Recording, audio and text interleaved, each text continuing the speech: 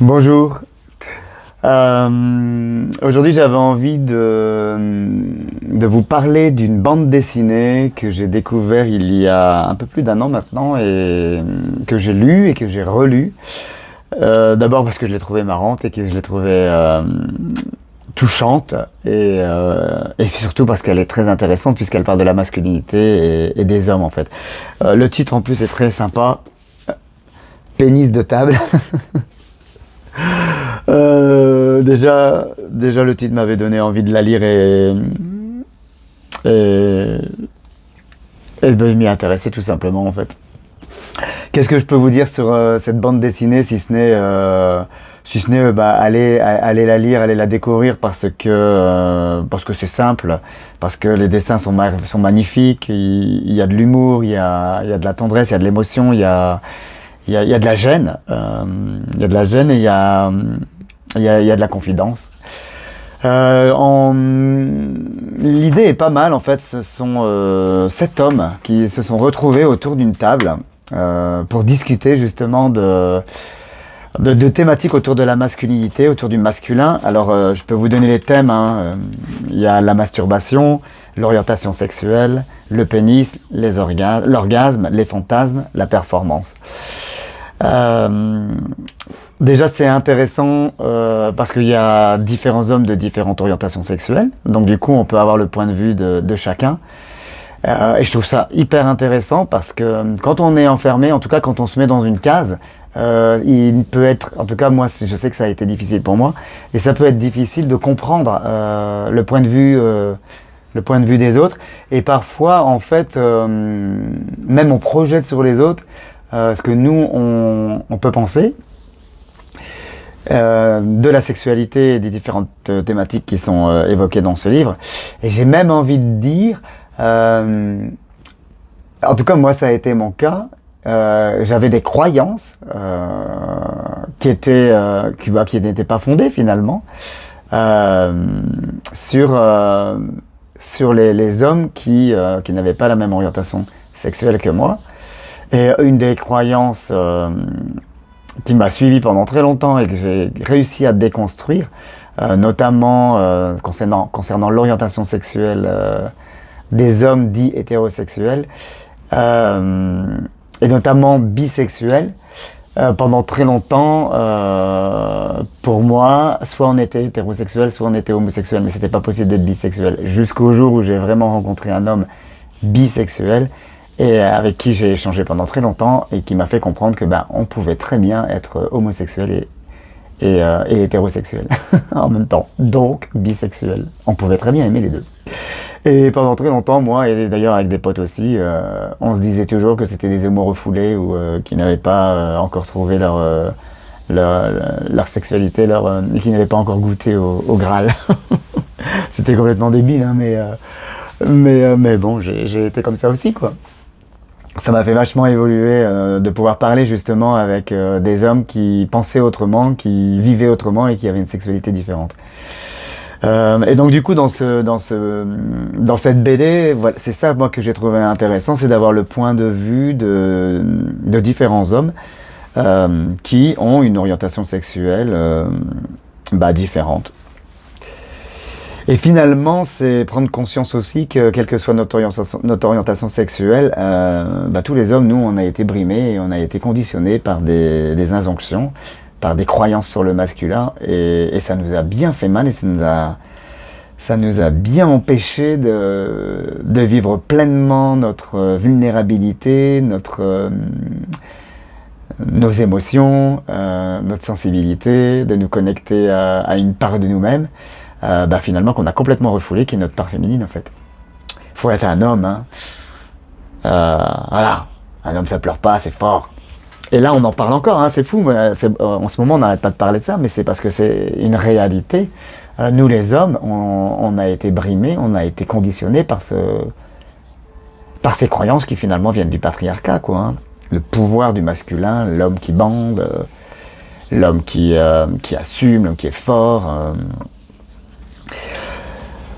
Et ouais, je trouve que c'est intéressant parce que c'est sous le ton de l'humour. Et même s'il y a de l'humour, ben, ce sont des réalités, hein, et ça peut pas, et ça parle à tout le monde en fait. Ce bouquin parle à tous les hommes et même ça peut parler aux femmes en fait. Ça peut permettre aux femmes de comprendre les hommes et puis surtout ça peut permettre aux hommes de se comprendre et puis aussi de sentir que finalement en tant qu'homme on n'est pas seul à vivre des souffrances qui sont liées qui peuvent être liées à la taille du pénis, à la performance, à la peur de l'homosexualité, au désir de l'homosensualité, la peur de vivre ses émotions, de parler de soi, de se dévoiler. Et voilà, c'est cet homme qui laissent leur pudeur au vestiaire et qui se mettent à nu, comme sur la couverture de la bande dessinée. Donc voilà, je vous invite à la lire, les dessins sont vraiment sympas, les textes sont bien faits, c'est bien décrit, ce sont de vrais dialogues, c'est pas de la fiction, donc ça s'est vraiment passé, ces hommes ont vraiment pris du temps pour oser parler de leur sexualité. D'ailleurs, vous allez voir que parfois c'est pas évident de parler de soi et de se dévoiler, parce que nous les hommes on n'a pas l'habitude. Hein. Moi j'ai souvenir un jour, je parlais avec des amis, un couple d'amis, et j'ai demandé à mon amie, fille, mais de quoi vous parlez vous les filles entre vous quand vous vous retrouvez Et donc elle m'a dit on parle beaucoup chiffon, mais on parle aussi beaucoup de notre sexualité. Les filles, quand elles se retrouvent entre elles, elles n'ont pas peur de parler, mais vraiment, de la sexualité, de ce qu'elles vivent, de ce qu'elles éprouvent, et de leurs difficultés, de ce qu'elles aiment, de ce qu'elles détestent. Et du coup, j'ai demandé à son mari, qui est très connecté à son féminin et qui est très ouvert, et qui joue au football, qui fait du rugby. Et je lui ai demandé, alors le cliché football, c'est parce que ça faisait vraiment cliché, mais c'était ça en fait. Je lui ai demandé, et vous, les hommes, de quoi vous parlez quand vous vous retrouvez Et il m'a dit, ouais, écoute, nous on se retrouve à regarder du foot ou à boire des bières et à parler des nanas, mais par contre, on parle pas de nous, quoi. Ouais, on parle pas du tout de notre sexualité. Et lui, ça le gênait, en fait, parce que lui, il avait envie de ça, et il n'arrivait pas à trouver d'espace avec ses potes pour parler justement de sexualité. Et dès qu'il osait en parler, c'est-à-dire ramener le sujet sur la table, mais pas pour parler des nanas, pas pour parler de leur performance sexuelle, mais vraiment pour parler de leur sexualité, de ce qu'ils vivent, de ce qu'ils éprouvent, de ce qu'ils ressentent, eh ben, il m'a dit que ça bloquait, quoi. Beaucoup d'hommes sont pudiques, ou en tout cas n'osent pas, ont peur de parler, de se dévoiler dans la sexualité, quoi. Et ça, c'est, je pense, dû à toutes ces injonctions où on doit être fort, on doit être performant et on n'a pas le droit à la faiblesse. Un homme n'a pas le droit de débander, par exemple. C'est fou, quoi.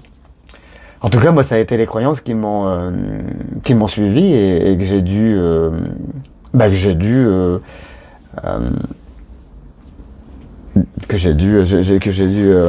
dépasser, en fait, que j'ai dû nettoyer et me libérer pour pouvoir me créer mes propres croyances à moi et vivre pleinement ma sexualité, qui est une sexualité épanouie et loin de tous ces dictats et de toutes ces croyances, de toutes ces injonctions sur le masculin.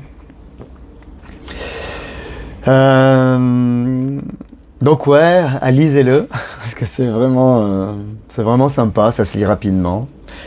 Moi, c'est aussi ce bouquin qui m'a donné envie de créer un atelier tantra et sexualité en visio, que je suis en train de créer actuellement avec un groupe de 10 hommes qui jouent un peu les cobayes. Ce sont des hommes qui font partie de